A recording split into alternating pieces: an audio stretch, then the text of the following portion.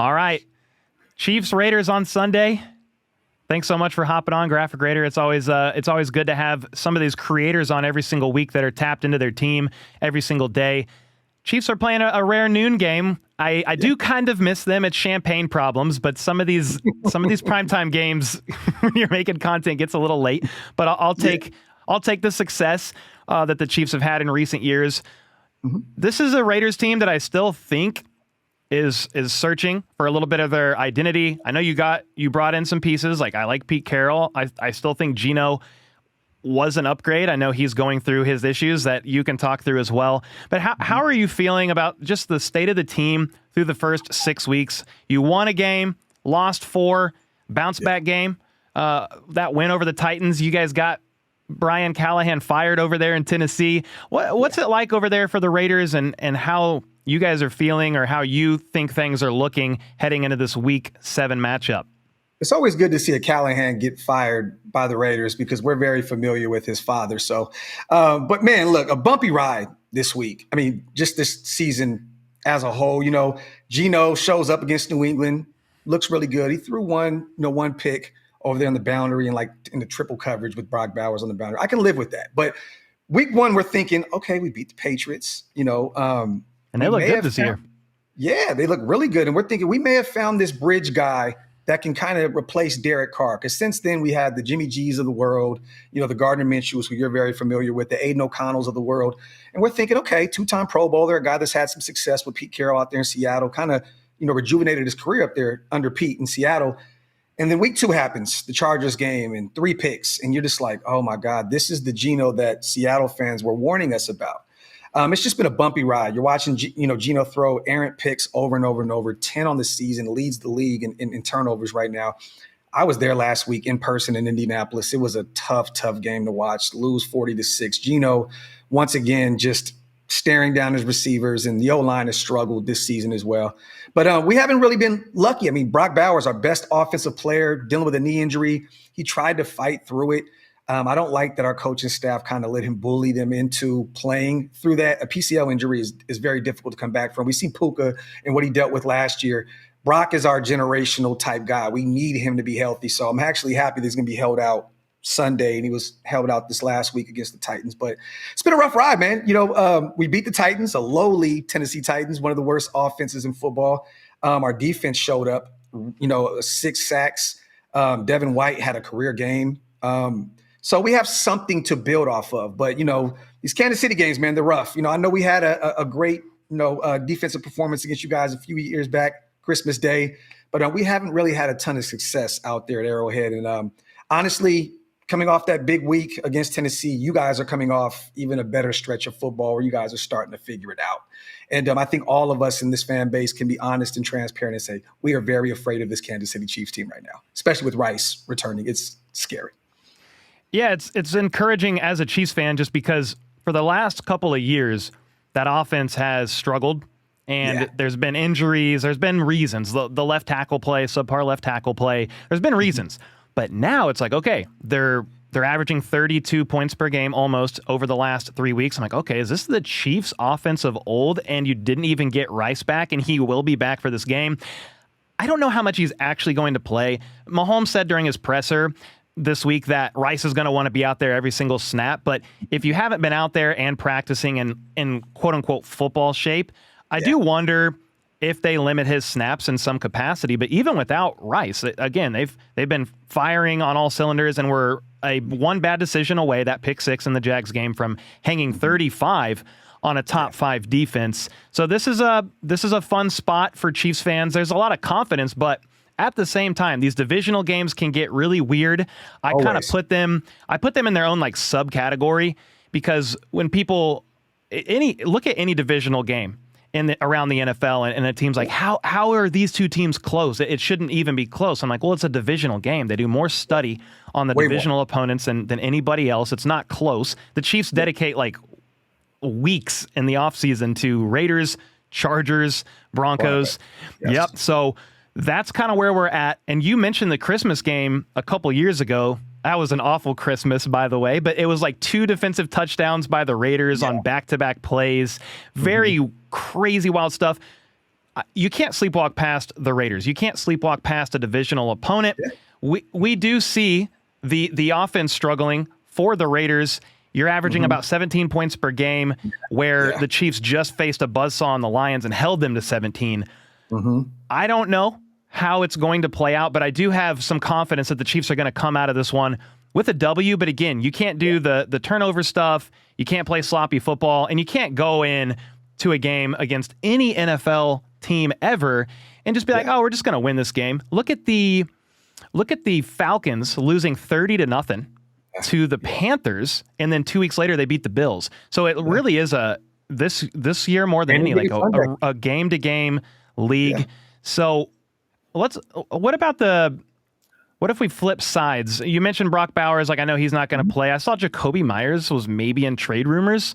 Yes. We'll see if he's a healthy scratch on Sunday. I believe he will be. From what I'm hearing, all signs are, I knew once we took Jack Bech in the second round out of TCU that it was a foregone conclusion we were going to move on from Jacoby. They sat down with him briefly this offseason, him and his representation, and tried to nail out some type of deal. It looks as though we may have not met those demands. He's a free agent. He's in these last few weeks, I'm going to be honest with you, the effort hasn't been there the way that Jacoby Myers usually, he's a great blocker, great route runner. He does all the dirty work. He's one of the most underrated wide receivers in football. But I do believe that he's going to be on the way out. They've been kind of ramping up Jack Bech these last few weeks. And he has a similar skill set to him. He's a great blocker, special teams guy, loves to catch the football in traffic, embraces contact. I do believe that you're going to face a Raiders without Jacoby Myers. I don't think that they would potentially put him out there to hurt himself with a lot of wide receiver needy teams before the deadline. We have a bye week next week. I do believe that Pete may be in his own way here, though, because if we do somehow, some way pull out a victory, we're 3-4, and there's some hope. You win back-to-back games, and Pete is a veteran guy. He doesn't have a lot of time. He's the oldest coach in football, 74 years old. I think Spytek and him are both on two different timelines. I believe our general manager wants these young guys to go out there and get more reps, and Pete is like, play the veterans, and let's try and win now. We just don't really have a great roster. It's just on both sides of the ball. The offensive line has struggled. I like our defensive line, though. I love the interior pressure that we've been getting. It's been opening up things for Max these past few weeks, but we're not getting a lot out of Malcolm Kuntz on the other side. He's coming off of a nasty knee injury last year where he missed the entire season, and he's on a contract year as well. But I don't believe that Jacoby's going to be out there. I don't think that Spytek's going to allow him to potentially get hurt when you got the Giants potentially hunting for a wide receiver. Malik Neighbors out for the season. Their head coach and general manager, their seats are on fire right now. So they need one. I'm hearing potentially Tampa Bay with those three guys, hurt. And they have a deep wide receiver group in Tampa Bay, but those guys are dealing with some injuries. Buffalo, Steelers for sure. And Jacoby essentially is a high-end number 2. He's been a number 1 for us because he had to. Last year, he's 28 years old, first and foremost. He'll be 29 here, I believe, in another month or so. But he's a number 1 on a bad football team that went 4-13 last year. He has 1,000 receiving season in his entire career, and that was last year with Gardner Minshew and Aiden O'Connell throwing him the football. So I'm okay with moving on from him. I'd rather try to get any type of draft capital and just play the young guys. We need to embrace Tucker. He's been doing well too. Phenomenal. Yeah, he's been looking really good. Yeah. So, but I'm excited to see Trey out there. I'm excited to see Michael Mayer, something to build off of. He came back from missing 2 games from a concussion. Last year, he missed, I believe, 7-8 games because of personal issues. Big game against the Titans, 5 catches, 50 yards, a touchdown. He looked really good out there. So I'm excited about some of these young guys. Keep an eye on Dante as well, our 4th-round pick out of Tennessee. That's my boy. I'm expecting him to get a ton of reps, especially if Jacoby is not playing this week. But we have some interesting pieces, but we're really, really young. And it's all up to that O-line, man. That O-line has struggled. They look better with Jackson Powers Johnson out there at the right guard spot. But with Colton Miller out and Stone Forsythe, who is essentially the worst tackle in football. I mean, you look at the PFF grades last year. We have Alice Kappa and Stone Forsythe on this team, and they were probably 1 and 2, I believe, in terms of PFF. If anybody goes by PFF, we have essentially the worst tackle and worst guard on this roster. So this may be the week that you guys can get that pass rush going. I'll tell you that, because this O-line has struggled. I was about to say the one concern I probably have on the defense is just the lack of the Chiefs D-line's ability to kind of get home. Chris Jones still playing at a very high level. He's 31 though, so he's not going to give you that elite play every single snap, and he kind of needs help sometimes, which I get it. George Karlaftis is around. He's got a lot of pressures. They're not a lot of quick pressures, but we need somebody else to kind of help with that. We'll see what happens, but if this could be a game where the Chiefs go up early, forcing you guys to try. I mean, I think your strength is the run. Like Ashton Ginty, that run game is really coming alive. But if the Chiefs can go up early, try to force you to be a little bit more one-dimensional, down a couple of your pass catchers, I think the D-line could potentially have some success there. What's the state of mind with that offense going up against Spags and that defense?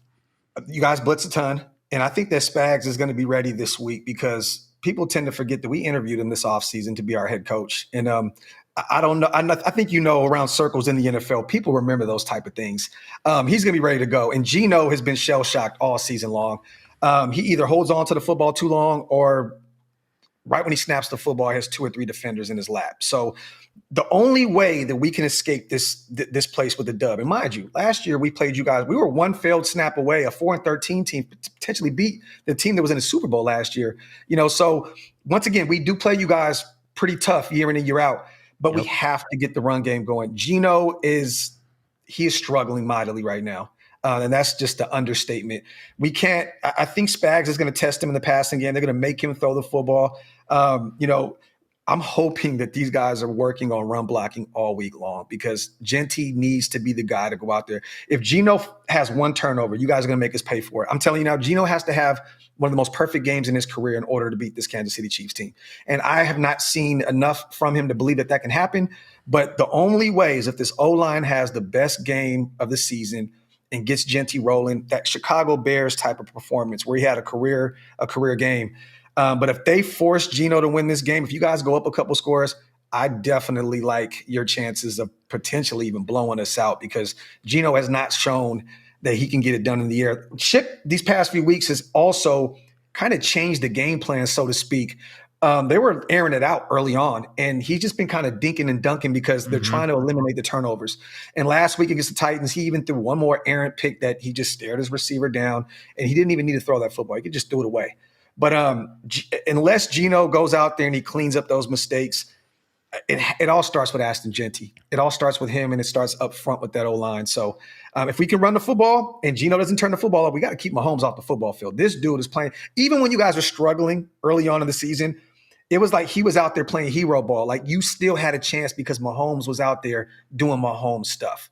So limit the turnovers, don't have 1 turnover, and run the football effectively. And if the defense can perform the way they did last week and put some pressure on Mahomes, maybe we can come in there and maybe steal something. But I don't know. I need to see it to believe it. One bright spot about the Chiefs is that O-line this year. Even if Josh Simmons doesn't play, which I don't know that he's going to, but you still have Jalen Moore that they signed to that 2-year, $30 million deal in the offseason. He came in on day of notice, made his season starting debut, and really held his own against Aiden Hutchinson, who played half and half on both sides. And so you will have to worry about Max Crosby because he is a dog. He's one of the Raiders that I hate but have tons of respect for.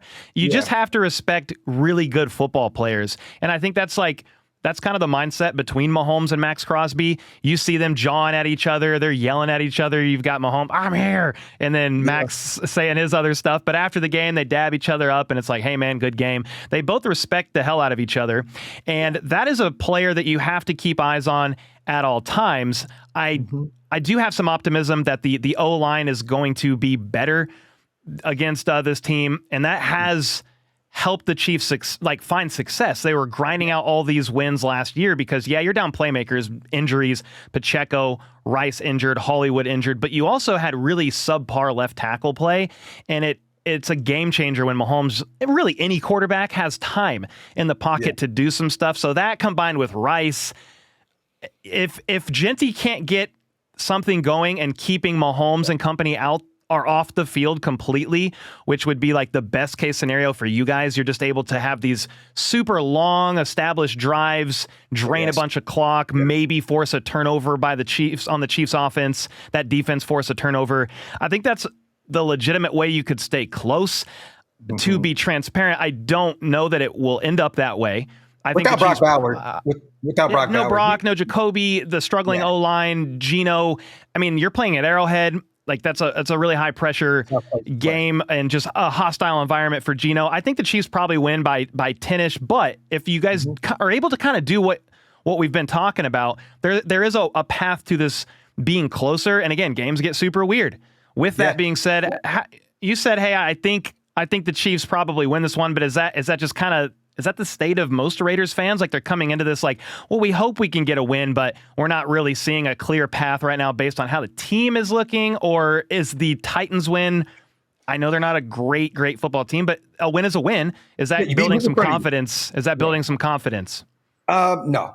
Honestly, I'm not even I'm not even going to do the probably.